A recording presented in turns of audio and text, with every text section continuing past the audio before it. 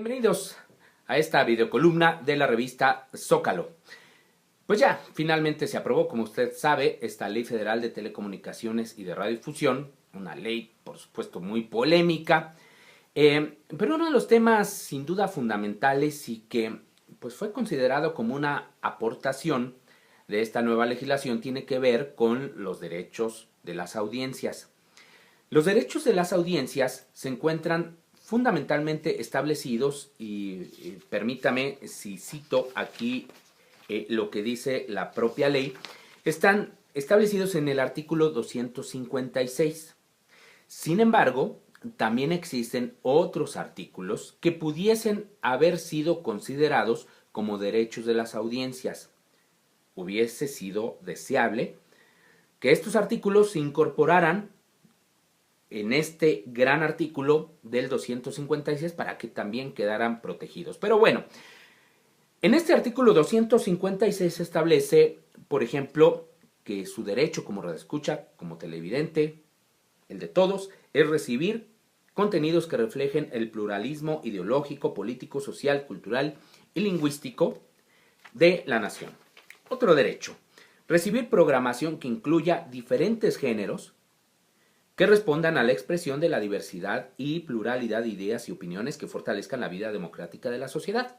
Está muy bien. Otro derecho, que se diferencie con claridad la información noticiosa de la opinión de quien la presenta, porque ya ve que a veces nos confundimos si están opinando o si están dando a conocer cierta información. Bueno, se debe de distinguir claramente como un derecho de las audiencias. Otro derecho muy importante, que se aporten elementos para distinguir entre la publicidad y el contenido de un programa. También un derecho fundamental porque ya ve que a veces se presentan algunas entrevistas, pero que al final resultan que son anuncios para que usted compre un producto que le va a dar la solución para algún problema. Otro derecho de la audiencia es ejercer el derecho de réplica en términos de su ley reglamentaria. No hay ley reglamentaria, pero bueno, aquí ya está establecido. Por ejemplo, habla también de la no discriminación, en fin, bueno. Otros artículos que podrían enmarcarse, como le comento, en esto de los derechos de las audiencias son, por ejemplo, el artículo 223, que dice que la programación que se difunda a través de la radiodifusión o televisión y audio restringido, porque abarca aquí a la televisión de paga, en el marco de la libertad de expresión, deberá propiciar la integración de las familias, el desarrollo armónico de la niñez, el mejoramiento de los sistemas educativos, la igualdad entre mujeres y hombres, el uso correcto del lenguaje, entre otros. El artículo 226 está destinado sobre todo al público infantil y aquí, por ejemplo, se dice que, entre otras obligaciones de los medios, es evitar contenidos que estimulen o hagan apología de la violencia. También los medios estarían obligados a informar y orientar sobre los derechos de la infancia. Por ejemplo, para los niños, estimular la cultura de prevención y cuidado de la salud, promover la tolerancia y el respeto a la diversidad, entre otros. Por ejemplo, hay un artículo que se refiere también a la publicidad destinada al público infantil, por ejemplo, que no se presenten a los niños, a las niñas, a adolescentes como objeto sexual. Se incluye, por ejemplo, el mostrar y promover conductas y productos que atenten contra su salud física o emocional, es decir, eso está prohibido, entre otros. Bien, el gran problema de todo esto es quién tutela estos derechos.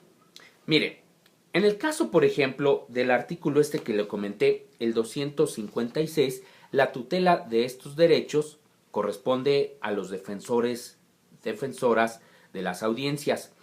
Para ello, según esta ley, se deberán crear los códigos de ética que incluyan estos derechos. El defensor se encargará de protegerlos, de tutelarlos, como parte de este esquema de autorregulación. Hasta ahí vamos bien. Ahora, ¿qué sucede si, por ejemplo, existe incumplimiento de algunos de estos derechos que hemos comentado? Pues mire, en el caso del artículo 256, si algo sucede con el incumplimiento, el que podría ser sancionado es el propio defensor de las audiencias, con multas que van de los 100 a los 500 días de salario mínimo, es decir, algo así como entre 3,000 y 33,000 pesos, más o menos cantidades cerradas. Eso es lo que podría pasar. Ahora, suponiendo que el defensor de las audiencias pues dé cauce, pero el medio de comunicación no cumple, pues bueno, uno entendería que a quien deben de sancionar por incumplimiento es al concesionario. Pero ¿qué cree?